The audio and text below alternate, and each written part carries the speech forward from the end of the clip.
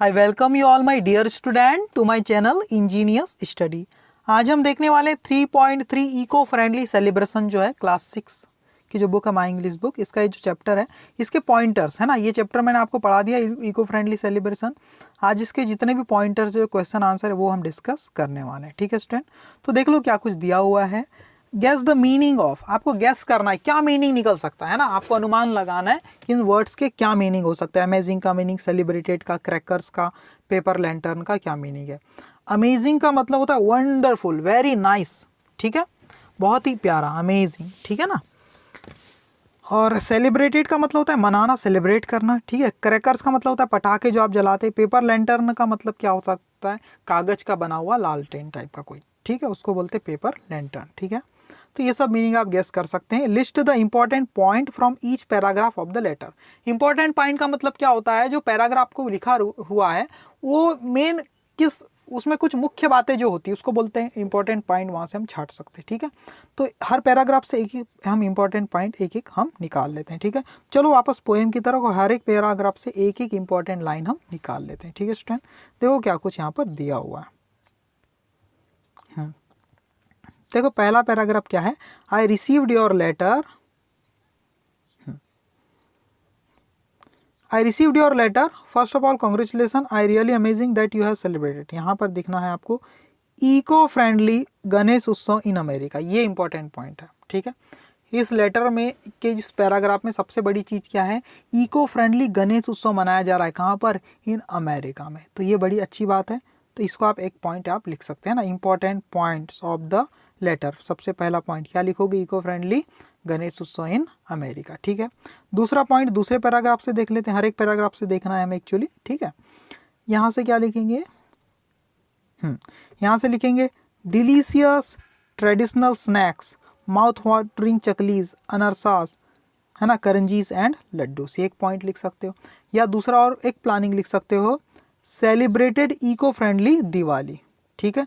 या ऐसा भी लिख सकते हो, a Diwali, planning a Diwali without crackers. ये अच्छा, सबसे अच्छा पॉइंट मुझे ये लग रहा है, सबसे अच्छा पॉइंट ये, तो इसी को आप लिख लेना, planning a Diwali without crackers, मतलब ऐसी दिवाली का प्लान कर रहे हैं जिसमें पटाखे ना नहीं होंगे, तो एक बहुत ही अच्छी बात है, ठीक है स्टूडेंट। आगे देख लेते हैं इस पैराग्राफ में, देखो, to make up for the crackers we are going to make a beautiful paper lantern, है ना, लैंटर्न एट होम, मतलब क्या करने वाले हम लोग, ये लाइन लिख लेना, we are going to make a beautiful paper lantern at home. ये इंपॉर्टेंट लाइन यहाँ मुझे समझ में आ रही, आप दूसरी भी लाइन आपके लिए इंपॉर्टेंट हो सकती, कोई बड़ी बात यहाँ पर नहीं है, ठीक है। अगले पैराग्राफ में आप ऐसा भी लिख सकते हो, we are all waiting to meet you, remember we are not just cousin, we are friends too. हाँ, ये एक अच्छी बात है कि इसमें एक प्यार दिखाए कि हम कजिन नहीं, हम दोस्त भी है, ठीक है। We always love to read your letter, और फिर क्या इसमें क्या है इंपॉर्टेंट बात, देखो, हाँ, Thanksgiving and Halloween in the US, ठीक है, Thanksgiving and Halloween in the US, ये वहाँ के यूएस में, अमेरिका, यूएस मतलब यूनाइटेड स्टेट्स, है ना, अमेरिका को बोलते हैं यूनाइटेड स्टेट्स। तो वहाँ पर जो फेस्टिवल मनाए जाते हैं, वहाँ के मेन फेस्टिवल है थैंक्स गिविंग एंड हलुवन, तो ये आप लाइन लिख सकते हो। तो ये कुछ इंपॉर्टेंट लाइन यहाँ पर दिखने को मिलती है। थर्ड क्वेश्चन क्या है स्टूडेंट, वो देख लेते हैं हम लोग, क्या है, list the festivals we celebrate, any 5, यानी कोई भी 5 फेस्टिवल के नाम लिखना जो हम सेलिब्रेट करते हैं, and the important part of their celebration. तो आप लिख सकते हो इस चीज़ को, लेकिन मैंने आपको लिख करके दे दिया है ऑलरेडी, ठीक है। तो हम सीधे आंसर की तरफ मूव करते हैं स्टूडेंट, क्या क्या आंसर हमने लिखे हैं, देखो, देखिए 5 इंपॉर्टेंट फेस्टिवल कौन कौन से हैं, देख लो, आप जैसे देख पा रहे हैं यहाँ पर स्क्रीन पे। पहला देखो, आंसर ही लिख के दे दिया मैंने आपको डायरेक्ट। 5 इंपॉर्टेंट फेस्टिवल्स आर, क्या है, देखो, दिवाली हो गया आपका, होली, नवरात्रि, गणेश उत्सव, मकर संक्रांति, है ना। ये जो है आपके 5 मैंने इंपॉर्टेंट फेस्टिवल के नाम लिखे हैं, और इनके इंपॉर्टेंट पार्ट क्या इस फेस्टिवल के, देख लो। तो आप, मैंने 2 के लिख दिया, बाकी आप अपने दिमाग से भी लिख सकते हैं, ठीक है। देखो क्या है, दिवाली के इंपॉर्टेंट पार्ट क्या है, the lightning the candles. Important काम यानी जो भी हम काम करते हैं उन त्योहारों में, जो जो चीज़ें कैसे मनाते हैं उस मेथड में क्या क्या चीज़ें क्या क्या एक्टिविटी आप करते हैं उन्हीं को लिखना है। दिवाली में क्या करते हैं, लाइटनिंग द कैंडल्स, हम कैंडल्स जलाते हैं, एंड क्लीनिंग द हाउस, ये हमारा इंपॉर्टेंट काम होता है, क्लीनिंग करना हाउस की, ठीक है।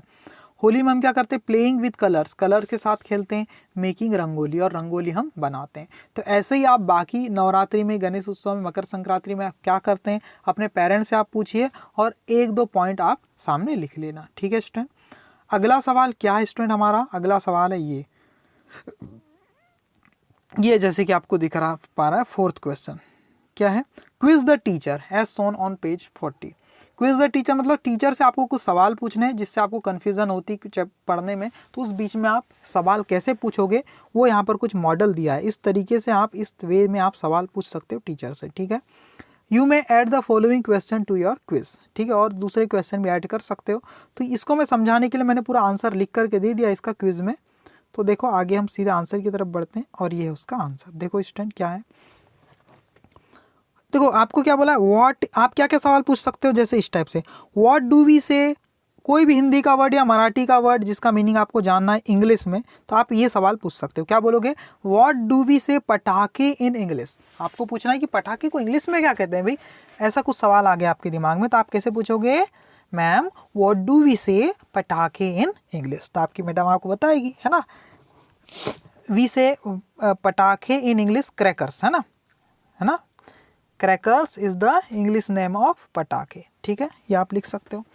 वैसे ही आपने एक और सवाल पूछ लिया यहाँ पर, what is the opposite of eco friendly, eco friendly का अपोजिट क्या होता है, तो आपकी मैडम आपको बता देंगे। देखो इन दो सवालों का यहाँ डिस्कशन दिया नहीं, इस सवाल का डिस्कशन दिया, यहाँ पर टीचर आंसर दे रही इस सवाल का, ठीक है, बीच वाले का, इसलिए दोनों के डब्बे के कॉलम के कलर देखो सेम सेम है, ठीक है।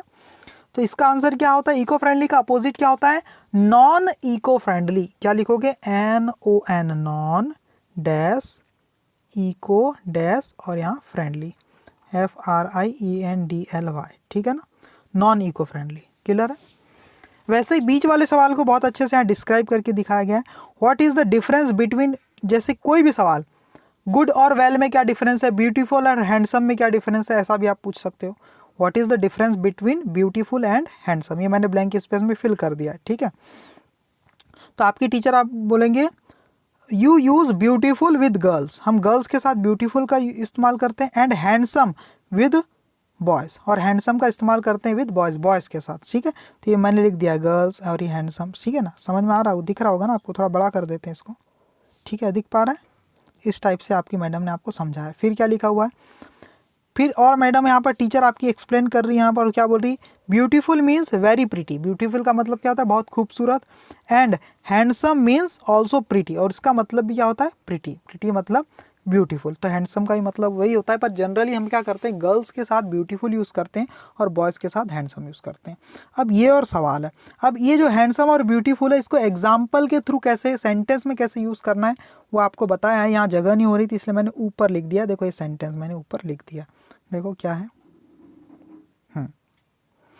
देखो डैश, यहाँ पर क्या लिखोगे, सीमा इज़ अ, फिर लिखोगे ब्यूटीफुल गर्ल, एंड राहुल लिखोगे, है ना, फिर इज़ अ हैंडसम बॉय, यहाँ पर राहुल लिखना, फिर इज़ अ लिखा हुआ है, फिर यहाँ लिखना हैंडसम बॉय, ठीक है। तो एक एग्जाम्पल के फॉर्म में मैडम ने आपको ऐसे समझा के दिया है टीचर ने आपको, ठीक है, ये आपकी टीचर है, ठीक है। तो Seema is a beautiful girl and Rahul is a handsome boy. तो ऐसा यहाँ दूसरा सवाल भी आप पूछ सकते हो कि गुड और वेल में क्या अंतर है ना, गुड, गुड यानी भी अच्छा, वेल यानी भी, है ना, तो वेल का मतलब होता है ये एडवर्ब होता है स्टूडेंट, वेल क्या होता है, एडवर्ब, कैसे आपने कोई काम को किया वो बताता है, गुड यानी गुड एडजेक्टिव होता है, ठीक है ना, जैसे बोलते हैं ना वेल प्ले मतलब बढ़िया खेला आपने, ठीक है, और गुड, गुड यानी अच्छा, गुड बॉय बोलते हैं कि नहीं, you are a good boy, है ना, यू प्लेड वेल, सही बात है, तुमने बहुत अच्छे से खेला, ठीक है। तो ऐसा आप डिफरेंस पूछ सकते हो, यहाँ पर सेंटेंस भी मैंने आपको बता दिए, ठीक है। वैसे अगला क्वेश्चन क्या है स्टूडेंट, देख लेते हैं अगला क्वेश्चन क्या है, discuss the following which festival do we celebrated on a large scale, ऐसे कौन से सेलिब्रेट है जिन्हें हम बहुत लार्ज स्केल पर सेलिब्रेट करते हैं, ठीक है। फिफ्थ क्वेश्चन क्या है, डिस्कस द फॉलोइंग, ये चीज़ों को डिस्कस करना है। ए है which festival do we celebrate on a large scale, बहुत बड़े स्तर पे किस फेस्टिवल को हम मनाते हैं, ठीक है ना स्टूडेंट। तो इसका भी आंसर मैंने आपको लिख करके दे दिया स्टूडेंट, ठीक है। Choose any one festival and decide which part of the festival are eco friendly and which are not eco friendly. क्या करना है आपको, किसी भी एक फेस्टिवल को चूज करना है जो भी आप मनाते हैं, और उसमें से आपको ये डिसाइड करना है, सोचने की कोशिश करना है इस फेस्टिवल में ऐसे कौन सा पार्ट है, इस फेस्टिवल में ऐसी कौन सी एक्टिविटीज़ है जो कि क्या है, इको फ्रेंडली है, मतलब वो नेचर के लिए हार्मफुल नहीं है, उससे इन्वायरमेंट पॉल्यूशन नहीं होता। और कुछ उसी फेस्टिवल में कुछ ऐसी एक्टिविटीज़ की लिस्ट बनाना है which are not eco friendly, मतलब जो नेचर के लिए अच्छी नहीं है, इन्वायरमेंट को पॉल्यूट करती है, ठीक है। तो ये भी मैंने आंसर लिख के दिया है। तीसरा क्वेश्चन क्या है, व्हाट कैन वी डू, हम क्या कर सकते हैं to celebrate festivals in an eco friendly way, मतलब एक इको फ्रेंडली तरीके से त्यौहार को मनाना है, सेलिब्रेट करना है किसी फेस्टिवल को, तो हम क्या कर सकते हैं, ठीक है। तो ये सारे आंसर आपको सामने दिए हुए हैं और ये आपके आंसर तैयार है आपके सामने, इसका आप स्क्रीनशॉट ले लीजिए। पहला सवाल क्या था, आपको क्या करना है, हम कौन कौन से सेलिब्रेट फेस्टिवल मनाते हैं लार्ज स्केल पर, बड़े स्तर पे। तो आंसर क्या आपका, पहले ए का आंसर है Diwali, Holi and Ganesh Utsav are the festivals celebrated on a large scale, यही वो फेस्टिवल है जो लार्ज स्केल पर सेलिब्रेट किए जाते हैं, ठीक है। दूसरा सवाल क्या था आपका B, choose any one festival and decide which part of the festival are eco friendly and which part not eco friendly, कौन सा इको फ्रेंडली पार्ट है कौन सा नहीं है ना। इफ़ यू चूज दिवाली, तो कोई भी एक फेस्टिवल चूज कर लिया मैंने, Diwali festival, we can observe both the parts of celebration, तो हम इसके सेलिब्रेशन के दोनों पार्ट्स को हम यहाँ ऑब्जर्व कर सकते हैं, देख सकते हैं अच्छे से। तो पहला पॉइंट मैं लिख रहा हूँ आपके सामने, देखो क्या है, इको फ्रेंडली पार्ट कौन सा है, दिवाली जब मनाते हैं तो उसमें इको फ्रेंडली पार्ट कौन सा है, बहुत अच्छा ऐसा पार्ट जिससे इन्वायरमेंट पॉल्यूशन नहीं होता है, ऐसा कौन सी एक्टिविटीज़ है, वो एक्टिविटीज़ है क्लीनिंग द हाउस, हाउस को क्लीन करना, बरिंग द गार्बेज को बरी करना, दफनाना अंदर, है ना, कूड़े कचरे को अंडर द सॉइल, है ना, लाइटनिंग सॉइल लैम्प, मिट्टी से बने हुए दिए जलाना, वॉशिंग एंड पेंटिंग हाउस, घर की धुलाई करना, उसे पेंटिंग करना, ये सब पार्ट्स कैसे हैं, अच्छे हैं, ये साफ़ सफाई होती है, इन्वायरमेंट क्लीन होता है हमारे आसपास का, तो ये क्या है, इको फ्रेंडली पार्ट हो गया, ठीक है। दूसरा क्या है, देखो नॉन इको फ्रेंडली पार्ट क्या है सेलिब्रेशन का, fire the crackers using plastic lamp, देखो फायर द क्रैकर्स, पटाखे जलाना एक क्या है आपका नॉन इको फ्रेंडली पार्ट है ना। यूजिंग प्लास्टिक लैम्प, आप प्लास्टिक का लैम्प यूज़ कर रहे हैं, ये भी आपका नॉन इको फ्रेंडली एक्टिविटी है। यूजिंग केमिकल पेंट, जो घर की पुताई करते हैं तो बहुत ज़्यादा केमिकल का यूज़ करना पेंटिंग में, ये भी एक नॉन इको फ्रेंडली थिंग होती है, ठीक है स्टूडेंट। आपका क्वेश्चन नंबर ए भी हो गया सॉल्व, बी भी सॉल्व कर दिया मैंने, आंसर लिखा है, और सी का भी आंसर मैंने यहाँ लिख दिया। देखो सी का आंसर क्या है स्टूडेंट, देख लेते हैं। What can we do to celebrate festival in an eco friendly way, एक इको फ्रेंडली तरीके से फेस्टिवल मनाने के लिए हम क्या क्या कर सकते हैं। देखो आंसर सी का answer, by using eco friendly colours, eco friendly colour का यूज़ कर सकते हैं हम दिवाली वगैरह में, है ना। अवॉइडिंग क्रैकर्स इन दिवाली, यहाँ थोड़ा सा एडिट कर सकते हो, by using eco friendly colours in Holi लिख देना, आगे क्या लिखना, इन होली, ठीक है।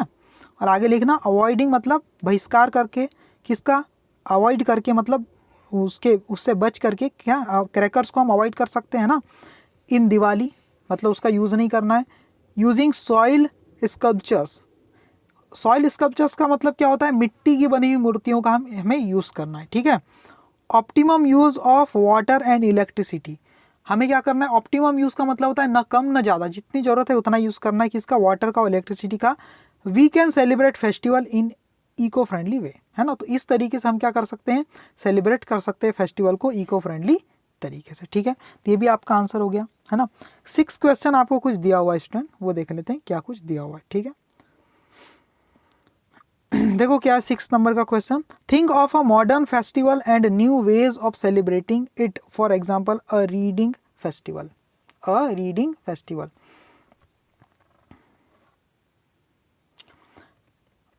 Think of a modern festival and new ways of celebrating it, for example a reading festival, आप कुछ नया फेस्टिवल भी मना सकते हो, जैसे रीडिंग फेस्टिवल, उस दिन सबको रीडिंग करना है, रीडिंग करने के क्या फ़ायदे हैं किसी चीज़ के, ये सब बताना है, तो इस तरीके से एक मॉडर्न फेस्टिवल का कल्चर भी आप बना सकते हैं, ठीक है ना। Read the following sentences. अब 7th क्वेश्चन क्या है स्टूडेंट, मैं सीधे PDF में जाके आपको एक्सप्लेन कर देता हूँ सारी की सारी चीज़ें, ठीक है स्टूडेंट।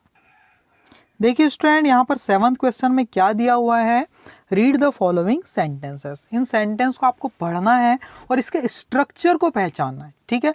और इसी स्ट्रक्चर का यूज़ करके अलग अलग टाइप के सेंटेंस आप खुद से बना के डेली लाइफ में यूज़ कर सकते हैं, बोल सकते हैं, ठीक है student.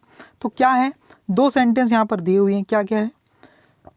We are going to make a beautiful paper lantern at home. इसका मतलब क्या है कि हम घर पर ही बनाने वाले हैं, ठीक है, या बनाने जा रहे हैं। क्या बनाने जा रहे हैं, एक प्यारा सा पेपर लैंटर्न, यानी कागज़ का बना हुआ लैंप हम बनाने जा रहे हैं या बनाने वाले हैं, ठीक है। आप फ्यूचर में अगर कुछ करने वाले हैं तो उसको एक्सप्रेस करना है, ठीक है, तब आप इसी स्ट्रक्चर का यूज़ करते हो, इसी स्ट्रक्चर का यूज़ करते हो। जैसे I am going to make a model of fort Raigad, है ना, जो रायगढ़ का जो किला है उसका मैं क्या करने वाला हूँ, एक मॉडल बनाने वाला हूँ, ठीक है। तो जब भी आप कुछ करने वाले हैं, है ना, करने वाला हूँ, करने वाले हैं, करने वाली है, इस टाइप के जो भी स्ट्रक्चर होते हैं सेंटेंस के, उसको इसी तरीके से बनाना है। जैसे मुझे बोलना है कि मैं अगले महीने अपना बर्थडे मनाने वाला हूँ, ठीक है, तो कैसे बोलोगे, आई, आप मनाने वाले हो ना, इसलिए आप बोलोगे आई के साथ हमेशा क्या आता है, एम आता है, सही है। अगर ही रहता तो क्या आता, इज आता। अगर दे रहता तो क्या आता स्टूडेंट, दे के साथ आर आता है ना, प्लूरल के साथ आर, ठीक है। राहुल के साथ, जैसे राहुल कुछ करने वाला है तो राहुल इज लिखना है आपको, ठीक है ना। तो ये इज कहाँ आएगा, एम कहाँ आएगा, आर कहाँ आएगा, ये आपको पता होगा, वैसे भी अब पता रहना भी चाहिए, ठीक है ना। तो मैं क्या करने वाला हूँ, अगले महीने अपना बर्थडे मनाने वाला हूँ, तो मैं क्या लिखूंगा, आई एम गोइंग टू, ये स्ट्रक्चर यूज करूंगा, गोइंग टू, ठीक है। I am going to, birthday मनाना, मनाने को क्या बोलते हैं, celebrate. I am going to celebrate, है ना, सेलिब्रेट माय बर्थडे, आगे लिखना BIRTHDAY, है ना। I am going to celebrate my birthday, और कब मनाने वाला है स्टूडेंट, तो वो भी हम लिख सकते हैं नेक्स्ट मंथ, ठीक है। I am going to celebrate my birthday next month, ठीक है। तो जो भी आप करने वाले हैं उसको आप इसी तरह से लिख सकते हैं, ठीक है। जैसे कि we are going to start our new class, our new game, हम अपना कुछ नया गेम स्टार्ट करने वाले हैं, ठीक है ना। जैसे आपके पापा बोलेंगे I am going to start my own business, मैं अपना खुद का बिजनेस स्टार्ट करने वाला हूँ। आप आपके पापा आपको किसी को बताएंगे I am going to start my own business, ठीक है ना। तो वैसे ही जैसे कि यहाँ पर आई एम गोइंग टू, तो इस स्ट्रक्चर में कुछ नहीं करना है आपको, सब्जेक्ट ले लेना है और यहाँ am going to, is going to, are going to, यही लगा देना है। और बाद में लगा देना वर्ब की कोई भी पहली फॉर्म, जो भी आप करने वाले हैं उस वर्ब की पहली फॉर्म।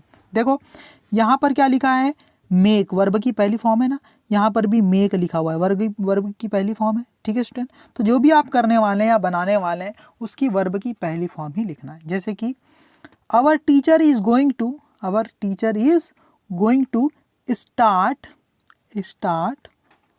ऑनलाइन टीचिंग, बस ये सेंटेंस मैंने लिख दिया, आप इसको लिख लेना, है ना। Our teacher is going to start online teaching, हमारे टीचर क्या करने वाले हैं, ऑनलाइन टीचिंग स्टार्ट करने वाले हैं। My father is going to open, ठीक है, आवर शॉप, हमारे जो पापा है हमारे पापा क्या करने वाले हैं, हमारी दुकान को क्या करने वाले हैं, ओपन करने वाले हैं, अगेन फिर से स्टार्ट करने वाले, ओपन करने वाले। My grandmother is going to, है ना, my grandmother is going to, क्या करने वाली मेरी ग्रैंड मदर भाई, going to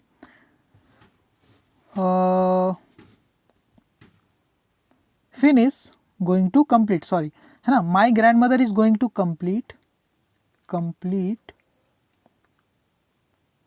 60 years of her life, ठीक है। मेरी ग्रैंड मदर अपने ज़िंदगी के 60 साल कंप्लीट करने वाली है, ठीक है, लिख लोगे my grandmother is going to complete 60 years of her life. His नहीं लगाएंगे, हर लगाएंगे, है ना, लेडी के साथ हर लगाते हैं, जेंट्स के साथ हिस लगाते हैं।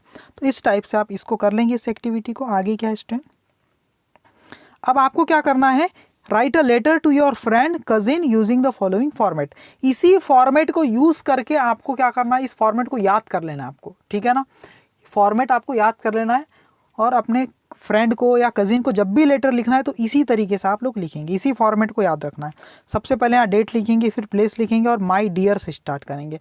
यहाँ अपने फ्रेंड का नाम लिख देंगे, जो भी आपका फ्रेंड है उसको, जिसको आप लेटर लिख रहे हो। और फिर क्या लिखा हुआ है देखो, है हाँ या हेलो, कोई भी यूज़ कर सकते हो हाँ या हेलो का। फिर थैंक्स फॉर योर लेटर, उनके पिछले लेटर के लिए आप उससे थैंक्स भी बोल सकते हो, या फिर यहाँ डैश स्लैश लगा हुआ ना, स्लैश, इसका मतलब ऐसा भी लिख सकते हो I received your letter. Thanks for your letter भी बोल सकते हो, आई रिसीव्ड योर लेटर ऐसा भी बोल सकते हो।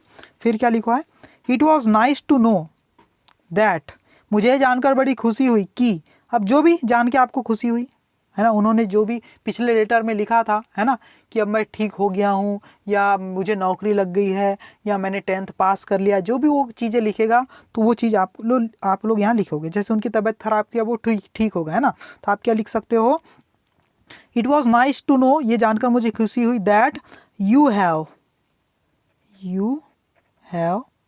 रिकवर्ड फ्रॉम योर इलनेस, है ना, इलनेस मतलब तुम अपनी इलनेस से रिकवर हो गए हो, ये जानकर मुझे खुशी हुई। ठीक है, तो जो भी पिछले लेटर में उन्होंने कुछ अच्छी चीज़ लिखी उसी के बारे में आपको लिखना है कि ये चीज़ जानकर मुझे खुशी हुई। ठीक है ना, I was sorry to hear that, मुझे ये सुनकर बड़ा दुख हुआ कि, उन्होंने पिछले लेटर में कुछ दुख वाली बात लिखी होगी तो वो आप लिख सकते हो कि भाई पिछले लेटर में मैंने जो सुना, ये बात सुनकर मुझे दुख हुआ, that you failed the examination, है ना, कि तुमने एग्ज़ाम फेल कर लिया, एग्ज़ाम में फेल हो गए, इस बात को जानकर मुझे दुख हुआ। इस टाइप से जो भी टॉपिक आपका लिख सकते हो। प्लीज़ टेल मी अबाउट, है ना, प्लीज़ टेल मी अबाउट, जिसके बारे में भी आपको जानना है ना, please tell me about the preparation of your next exam, यानी आपकी जो अगली एग्ज़ाम होने वाली उसकी जो प्रिपरेशन आप क्या करने वाले हैं उसके बारे में मुझे बताना भाई। ठीक है, तो ऐसा आप लिख सकते हो। आई एम, या फिर we are planning, I am भी लिख सकते हैं, we are planning to do something, जो भी आप करने का प्लान करें, we are planning to visit your home, यानी हम तुम्हारे घर फिर से मिलने की प्लानिंग कर रहे हैं ना। आई एम या we are also going to, हम और क्या करने वाले हैं वो आप लिख सकते हो, है ना, हम भी ऐसा कुछ करने वाले हैं ना, we are also going to start our new business, है ना, इस टाइप से जो भी आप लिखना चाहें। तो यू नो माई फ्रेंड या फ्रेंड्स, आपको यहाँ नाम लिख देना है, क्या तुम जानते हो मेरे किस दोस्त को, यहाँ नाम लिख देना है उसका। ही या, और उसके बारे में कुछ लिख सकते हो, ही अगर वो लड़का है तो ही, लड़की है तो सी इज़, या फिर ज़्यादा लोग हैं तो दे आर गोइंग टू, वो क्या करने वाले हैं उसके बारे में आप लिख सकते हो, है ना, वे क्या करने वाले हैं, अपनी कोचिंग अगले क्लास की स्टार्ट करने वाले हैं, चालू करने वाले कोचिंग, है ना, going to start the new coaching classes. When you come here we will, तुम कब आ रहे हो भाई, we will wait for you, हम क्या करेंगे, आपका इंतजार करेंगे। और यहाँ पर क्या लिख देना है आपको, we will wait for you. How are you, है ना, हाउ आर, उनके पेरेंट्स का नाम लिख सकते हैं, how are my uncle and aunty, है ना, give my regard to kaka and kaku या uncle and aunty, and love to छोटे भाई का नाम है आप लिख सकते हो, योर या योर लविंगली, फिर अपना नाम यहाँ पर लास्ट में आपको लिखना है। तो इस तरह से आप लेटर का एक फॉर्मेट समझ लीजिए, और फॉर्मेट के थ्रू जो भी आपको जिस टॉपिक पे भी लेटर लिखना है वो आप यहाँ पर चीज़ों को लिख सकते हो। तो फॉर्मेट अगर आपको पता है तो आप आसानी से लेटर लिख पाएंगे। ठीक है स्टूडेंट, तो इसके जो भी पॉइंटर्स थे वो तो मैंने डिस्कस कर दिया। अब हम आगे जो चीज़ें हैं ये वाली रीड एंड रिमेंबर, इसको अगले लेक्चर में देख लेंगे। ठीक है स्टूडेंट, फिर 3.4 की तरफ हम बढ़ जाएंगे। ठीक है, ओके स्टूडेंट।